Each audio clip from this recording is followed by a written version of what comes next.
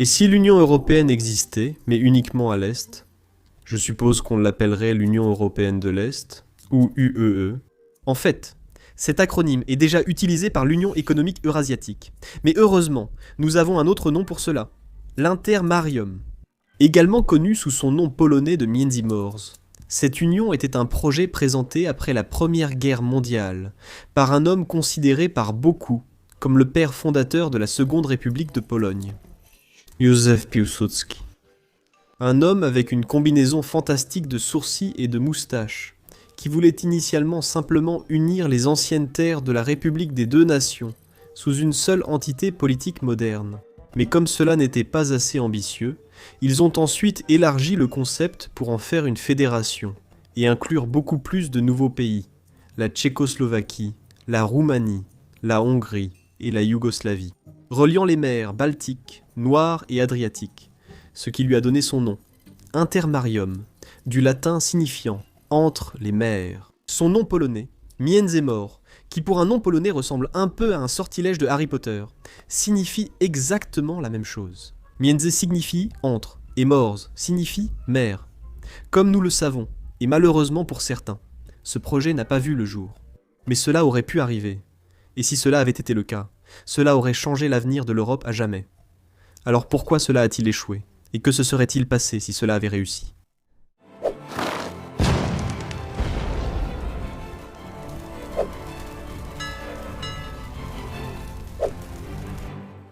Bien avant que Józef Piłsudski ne fasse de l'Intermarium l'objectif de sa vie, entre autres choses, d'autres dirigeants polonais cherchaient à comprendre comment arrêter l'expansion russe et allemande. La Pologne elle-même venait d'être rayée de la carte, ayant été partagée à 3 reprises entre ses 3 puissants voisins, la Prusse, l'Autriche et la Russie, jusqu'à disparaître complètement en 1795. Quelques années plus tard, au milieu du XIXe siècle, le prince Adam, Jerzy Kościuszko, un dirigeant du gouvernement polonais en exil, qui avait auparavant servi comme ministre des Affaires étrangères auprès du tsar Alexandre Ier de Russie, défendait une idée similaire depuis son exil à Paris. Son histoire est assez intéressante. Il a combattu contre la Russie dans l'armée polonaise en 1792. Il a été capturé avec son frère et forcé de rejoindre l'armée impériale russe.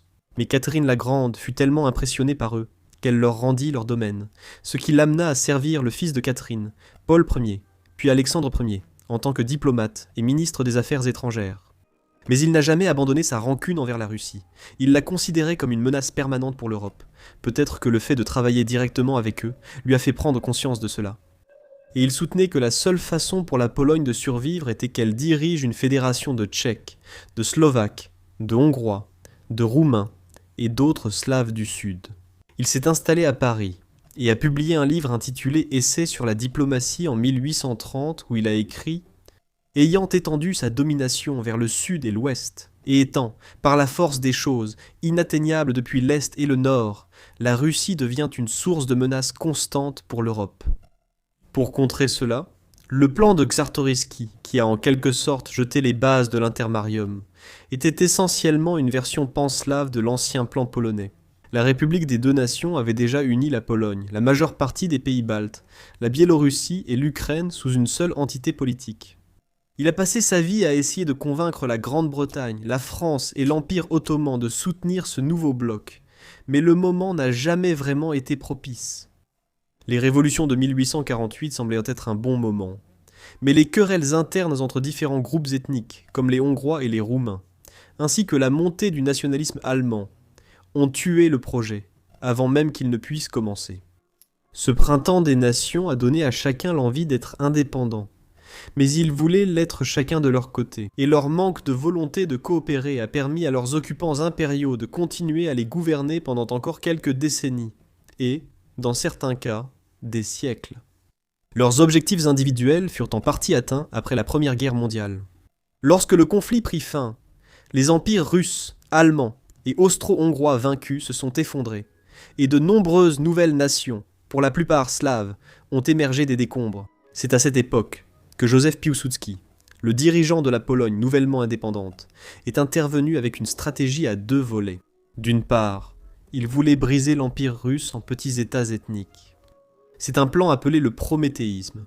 Certaines personnes l'ont également repris à l'époque moderne.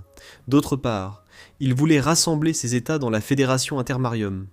La stratégie était bonne en principe. Il existait une menace majeure et constante pour l'existence de la Pologne, à savoir l'Empire russe. Si vous affaiblissez cet empire en détachant des parties stratégiques de son territoire, et qu'en même temps vous vous renforcez, parfois en annexant directement ces terres, alors vous assurez la survie de votre nation. L'idée était essentiellement que la Pologne joue un rôle de premier plan, mais cela resterait, à un moment donné, une fédération d'États égaux, en droit composé de pays d'Europe de l'Est et de certains pays d'Europe centrale. À son apogée, le plan inclurait la Pologne, la Lituanie, la Lettonie, l'Estonie, la Biélorussie, l'Ukraine, la Tchécoslovaquie, la Roumanie, la Hongrie et la Yougoslavie. Certains voulaient inclure la Finlande pour atteindre l'Arctique. Cela imitait un peu l'étendue de la République des deux nations, surtout dans sa première version, mais cela l'élargissait aussi énormément. Bien que, pour être juste, la République elle-même au XVIIe siècle avait aussi prévu d'étendre potentiellement son influence. Il y avait même un projet d'expansion polono-lituanienne moscovite, qui aurait intégré l'Empire russe sous une union personnelle, ou l'idée polono-lituanienne, qui aurait inclus une grande partie de la Slovaquie et de l'Ukraine. Cependant, ces objectifs n'ont pas non plus été atteints. Il est également intéressant de noter que la Pologne-Lituanie s'est formée en partie comme une réponse aux menaces communes, pesant à la fois sur la Pologne et la Lituanie.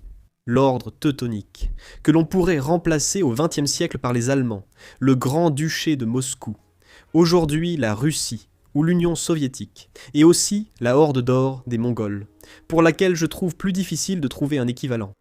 La République des deux nations a existé jusqu'en 1795, lorsque le troisième partage de la Pologne l'a temporairement effacé de la carte. Curieusement aussi, après l'échec de l'Intermarium, la Seconde Guerre mondiale a commencé, et la Pologne a de nouveau été partagée entre la Russie et les Allemands, ne revenant qu'à la fin de la guerre. Mais je m'éloigne trop de l'histoire de la Pologne en particulier, alors revenons à l'Intermarium lui-même. L'idée de Piłsudski était ambitieuse, et même lui le reconnaissait. La première version était plus réaliste. Elle comprenait seulement les territoires polonais de l'entre-deux-guerres, la Lituanie, une partie de la Biélorussie et l'ouest de l'Ukraine, ces territoires centraux du Commonwealth. Il l'a d'abord présenté en 1918, et même en abandonnant de potentielles expansions plus larges pour la fédération, et en revenant à l'essentiel, il a admis que ce n'était tout simplement pas réalisable. Seulement 2 ans plus tard, en 1920, il n'a pas cessé d'y croire. Il a simplement compris que l'opposition était trop forte et venait essentiellement de tous les côtés. Les soviétiques s'y opposaient, car cela touchait leur sphère d'influence. Les Alliés voyaient le bolchevisme comme une menace passagère et espéraient le retour d'un empire russe fort, refusant ainsi d'aider la Pologne à lui prendre des terres. Ils reprochaient à Piłsudski d'avoir refusé d'aider les Russes blancs durant la guerre civile, et estimaient que la Pologne devait rester dans ses frontières ethniques. Ce dernier argument venait surtout des États-Unis. Le président Wilson tenait absolument à ce que la guerre serve à briser les puissances européennes et à permettre l'autodétermination des peuples. Pour beaucoup, cette nouvelle communauté d'Europe de l'Est remplacerait ces empires, contrairement à la volonté du président Wilson.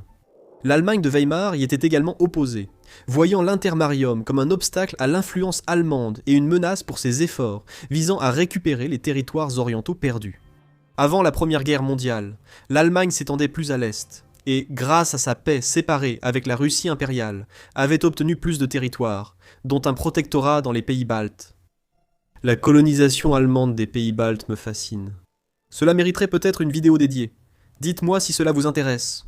Mais alors que les Alliés, les anciennes puissances centrales et les Russes y étaient opposés, l'idée de l'Intermarium était précisément de former une nation qui protégerait ses membres contre ces empires étrangers.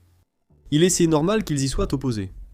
Le problème pour Piłsudski, c'est que les membres potentiels étaient eux aussi majoritairement contre cette idée. La Lituanie venait de retrouver son indépendance, et n'était pas prête à rejoindre l'Union.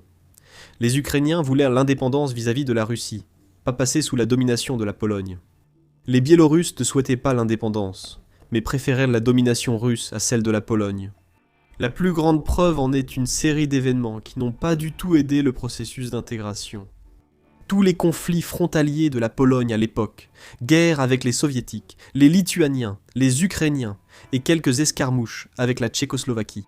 Ce n'est pas tout, mais au sein même de la Pologne, il y avait aussi de l'opposition. De nombreux dirigeants politiques polonais s'opposaient à l'idée d'une fédération multiethnique, préférant œuvrer pour un État-nation polonais unitaire, où les autres minorités seraient polonisées. De nombreux critiques pensaient aussi que la fédération priverait ces pays de leur nouvelle démocratie. Et cela n'a pas aidé que dans la Pologne même. Il y ait eu un coup d'État en 1926 lorsque Piłsudski s'est arrogé des pouvoirs presque dictatoriaux. Cela dit, cela est arrivé 6 ans après qu'il ait quitté le projet, donc on peut dire qu'il aurait tenté d'instaurer la démocratie si la fédération avait progressé. Je suppose que cela dépend de votre degré de scepticisme, mais Piłsudski soutenait aussi publiquement le maintien de l'indépendance de ces autres pays. Il a affirmé qu'il n'y aurait pas de Pologne indépendante sans une Ukraine indépendante. Cependant, il n'a pas hésité à utiliser la force militaire pour étendre les frontières de la Pologne jusqu'en Galicie et en Volhynie, écrasant une tentative ukrainienne d'autodétermination dans les territoires disputés à l'est du Boug, qui comptait une présence polonaise importante. Ainsi, avec tout le monde contre elle, les puissances étrangères, les membres potentiels et la Pologne elle-même, l'idée a disparu. D'autres nations ont accompli quelque chose. Un peu similaire, mais sans la Pologne. En 1920, la Tchécoslovaquie a formé la soi-disant Petite Entente avec la Roumanie et la Yougoslavie, soutenue par la France. C'étaient 3 des membres de ce potentiel intermarium. Cela s'est finalement révélé inutile et a pris fin en 1938 avec l'annexion de la Tchécoslovaquie par l'Allemagne. Piłsudski est mort en 1935, mais l'idée n'est pas morte avec lui. L'un de ses protégés politiques, Joseph Beck, ministre des Affaires étrangères, a proposé à la fin des années 1930, juste avant le début de la Seconde Guerre mondiale, la création de ce qu'il appelait une troisième Europe, une alliance entre la Pologne, la Roumanie et la Hongrie. Mais cela a aussi échoué, car la Roumanie et la Hongrie ont préféré se rapprocher de l'Allemagne. Le 1er octobre 1938, l'Allemagne a annexé la Tchécoslovaquie, et en 1939, elle a partagé la Pologne avec l'Union soviétique, rayant ainsi 2 des membres potentiels de la carte. En 1940, l'URSS a envahi les pays baltes et annexé l'Estonie, la Lettonie et la Lituanie. L'URSS avait auparavant maintenu son emprise sur la Biélorussie et l'Ukraine, et la Yougoslavie est tombée plus tard, pendant la guerre, malgré une résistance incroyablement impressionnante, et, dans une certaine mesure, une auto-libération de l'occupation de l'Axe. La Hongrie et la Roumanie se sont rangées du côté de l'ennemi, et ont beaucoup souffert après la guerre à cause de cela. Malgré les nombreux défauts du plan de Piłsudski, la vérité est qu'il avait en partie raison. Aucun de ces pays n'a survécu aux invasions allemandes ou russes. Et même s'il n'y a aucune garantie qu'ils auraient survécu si l'intermarium avait vu le jour, ils auraient certainement eu de meilleures chances. Fait intéressant. Pendant la Seconde Guerre mondiale elle-même, le concept a été révisé par le gouvernement polonais en exil et soutenu par le Foreign Office britannique. L'idée était un peu différente. Les Britanniques ont soutenu 2 unions différentes après la guerre, l'une entre la Pologne et la Tchécoslovaquie, et l'autre entre la Grèce et la Yougoslavie, qui auraient ensuite pu s'étendre à d'autres membres des Balkans. Ils se sont même réunis en 1942 avec les 4 nations pour en discuter. Mais après la guerre, la plupart de ces pays d'Europe de l'Est sont tombés sous la coupe, l'influence, parfois même la domination directe de l'Union soviétique, rejoignant le pacte de Varsovie en opposition à l'OTAN. Avec la chute du rideau de fer, ils ont lentement rejoint l'autre camp. Ils ont rejoint l'Union européenne, puis l'OTAN elle-même, et donc le besoin de l'intermarium s'est un peu estompé. Malgré cela, et en reconnaissant leur héritage et leurs intérêts communs, la Pologne, la Tchéquie, la Slovaquie et la Hongrie ont formé une nouvelle organisation, en 1991, appelée le groupe de Visegrad. C'était avant qu'aucun d'entre eux intègre l'Union européenne ou l'OTAN, donc cela semblait une autre forme d'intégration, devenue ensuite inutile. Le nom fait intentionnellement allusion au congrès médiéval de Visegrad, entre les souverains de Bohême, de Hongrie et de Pologne en 1335, qui a uni ces nations à l'époque contre l'empire des Habsbourg. L'organisation existe toujours aujourd'hui. En 2011, ils ont annoncé la formation d'un groupe de combat avec des exercices militaires conjoints pour une réponse commune en cas d'attaque. Encore plus intéressant, en 2015, une organisation supplémentaire a été créée, appelée l'Initiative des Trois Mers. Successeur direct de l'Intermarium, du moins de nom, les Polonais l'appellent désormais Trojmors. Elle inclut tous les membres souhaités de l'Intermarium, plus quelques autres. Son seul objectif est de favoriser le dialogue et la coopération, sans intégration politique. Mais cela prouve tout de même la validité de l'idée de Piłsudski, même aujourd'hui. Alors, où qu'il soit aujourd'hui. Peut-être peut-il avoir l'esprit un peu plus tranquille, en sachant que l'indépendance de la Pologne est garantie grâce à cette coopération régionale qu'il a tant défendue. Même s'il trouverait peut-être étrange que l'un de leurs plus grands alliés soit l'Allemagne.